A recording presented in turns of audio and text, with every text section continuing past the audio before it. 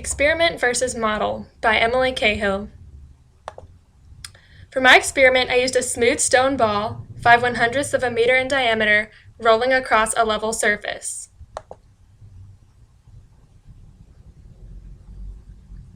I then used Tracker to analyze the movement of the ball by extracting the position and corresponding time. From that data, this graph of the ball's motion was created. I used the data from Tracker to find the initial conditions of the ball. The start time for the motion was 0 seconds, and the ball's initial position was -1,000th of a meter.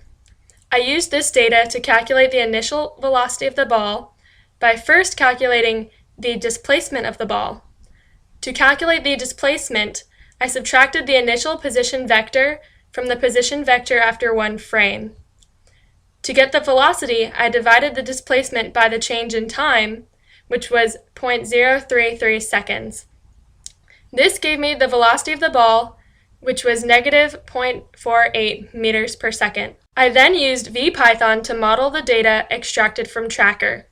To do this, I first set the initial conditions of the ball in the computational model to the initial conditions I calculated from the ball in the experiment. Then I set the net force equal to 0, assuming that the ball is moving at a constant velocity. Next, I set the condition for the while loop to 0.433 seconds, which is the length of my video clip. I then use Newton's second law to calculate the new velocity by plugging the initial velocity into the equation. Final velocity equals initial velocity plus net force divided by mass times change in time. Then, I use the velocity calculated from that equation and plug it into the equation. Final position equals initial position plus velocity times change in time. This gives me the new position of the ball. Lastly, the time step is added to the total and the process is repeated. Each loop creates a prediction of data that is saved and reflected in the outputted graph that shows the predicted motion. The physics concepts I used in my computational model were Newton's first and second laws.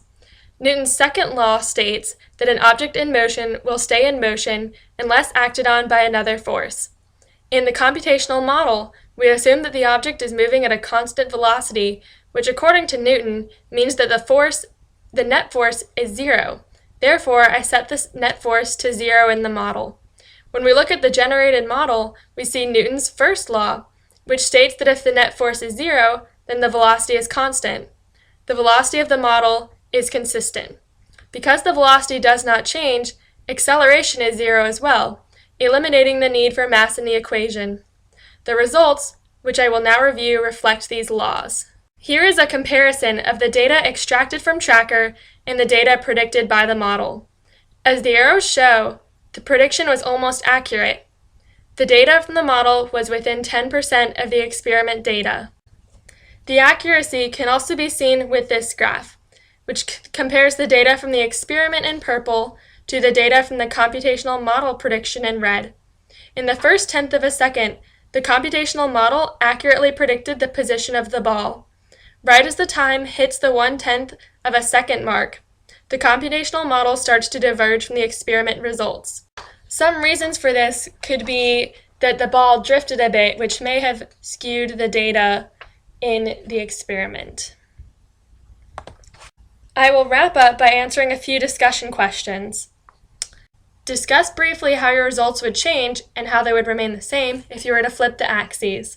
If the axes were flipped, the only thing that would change would be the direction, which would be positive. The magnitude would not change because the ball is still going the same distance. The next question is it possible for you to say how many pushes and pulls are added together to give 0 net force in the case you observed?